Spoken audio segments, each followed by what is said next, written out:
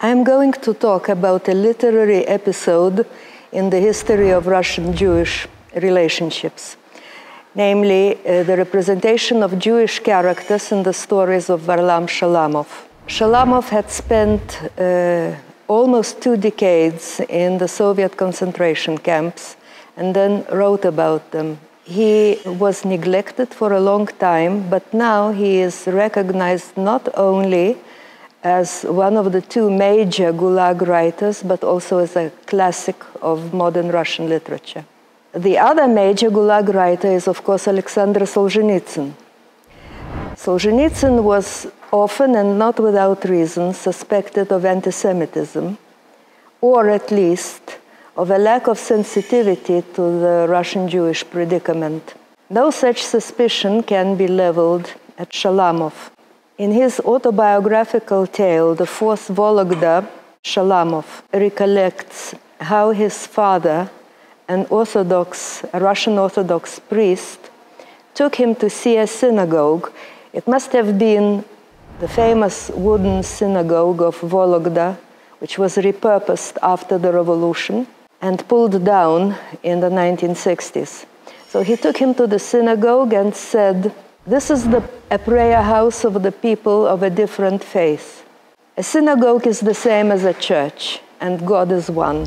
The Jewish characters in the works of Shalamov, like all his characters, are no saints, but they are morally flawed, not as representatives of the Jewish people, but as individuals. And I shall talk about 2 stories. One is called The Descendant of a Decembrist, and the other, Captain Tolly's Love.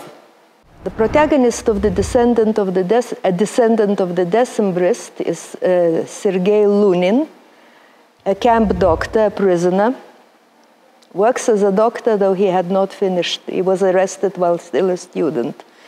He boasts of being a descendant of Mikhail Sergeyevich Lunin, who had been arrested together with the Decembrists in 1825. The Decembrists were a group of the members of the gentry who rebelled against Tsar Nicholas I. And 5 of them were hanged, and many others were imprisoned, got very harsh prison sentences. By the way, the scholars now say that Mikhail Lunin did not have any legitimate children, but Sergei Lunin, the hero of Shalamov's story, is actually a real person, one way or another. So every school child in Russia knows the story about the high-born wives of some of the Decembrists who followed their husband to Siberia and settled near their hard labor prisons, despite all the harsh circumstances. Shalamov's story also has such a self-sacrificing woman, but she is a Jew, Edith Abramovna. She is not a prisoner, but a contract medical nurse and a member of the party. So her standing is actually higher than Lunin's. She falls in love with Lunin and compromises her standing by living with him. She's expelled from the party. Nevertheless, she manages to get him an early release, to get him reinstated in Moscow University so that he can complete his medical degree. Then she gets him well-paying medical jobs in Siberia. Still, he divorces her, and she commits suicide. The first-person narrator of this story says that he caught a glimpse of her once, and she struck him as beautiful. At sleepless nights, he keeps recollecting her face. The other story, Captain Tolly's Love, is set against the background of a punitive camp in Kolyma, a kind of a gulag inside the gulag, where people suffer enormous hardships and humiliations all the time. It is told by an unnamed first-person narrator whom we can associate with Shalamov himself, so we can call him Shalamov in inverted commas. He enters an amicable relationship with an old prisoner, Isai Rabinovich, who holds soft jobs because he managed to bribe the right people. Now, one evening, Rabinovich wants to talk to him, and the narrator, call him Shalamov, forces himself to listen. This is an ethical act because he is exhausted and wants to sink into sleep. Rabinovich tells him that he has just got a letter from his family in Moscow saying that his daughter wants to marry the American naval attaché, Captain Toly, and she is asking her father's permission to the marriage. And there follows this dialogue. Shalamov says, "So run to the camp director and apply for permission to send an express letter." "But I don't want to give my permission for the marriage. That's exactly what I wanted to consult with you about." I was simply dumbfounded by these letters, these stories, this act. "If I agree to the marriage, I will never see her again. She'll go away with Captain Toly." "Listen, Isai Davidovich, you are going to be 70 soon. I consider you a reasonable person. This is only what I feel. I have not thought about the matter yet. I'll send the answer tomorrow." Next day, Rabinovich sends the permission to the marriage. It is interesting that Shalamov refers to his wish to consult him not as a question, but as an act, because this is indeed an ethical act. The permission is not really necessary, but the family has respected the father's feelings by asking him for this permission, which is traditional, but again, not necessary. The right response to certain situations is an inner conflict. One of the terms of this conflict does not need to be brushed away.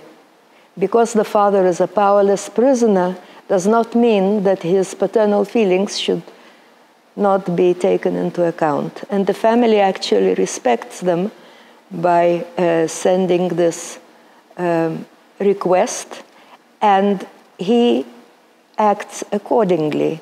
He maintains the conflict by consulting a trusted companion about it. And the companion does not say, "You will not see her anyway." He understands that the situation has to be marked somehow, celebrated somehow. So he says, "We have to celebrate. How? Maybe we shall eat our porridge before our soup rather than the other way around." This is another case of the motifs of reversal in this story.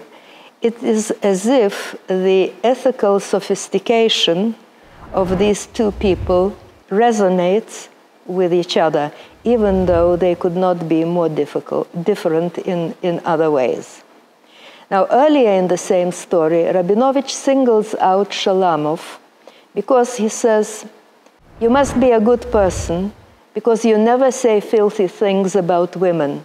Shalamov probably shares this criterion with Rabinovich, but he has one more. For him, judging by the story I discussed previously and some others, expressions of anti-Semitism are signs of moral depravity. Lunin, for instance, explains his divorce by saying, "She has a lot of relatives, like all the kikes. That doesn't suit me." Now, Lunin steals alcohol from the prison hospital for his booze parties. Worse, in order to brag of his skills as a surgeon, he operates for stomach ulcers on 12 exhausted skeletal people, the so-called dochodyagi, just to show how good a surgeon he is. Of course, they all die because they are too weak to survive the operation. Anti-Semitism and moral depravity are not causally related. However, one may be a kind of a signal of the other, which it is for Shalamov as well as for a number of other Russian writers, by the way. And I think that this is not what is called philosemitism. It is actually a sign of ethical refinement, ethical sophistication, which all of Shalamov's works express in one way or another.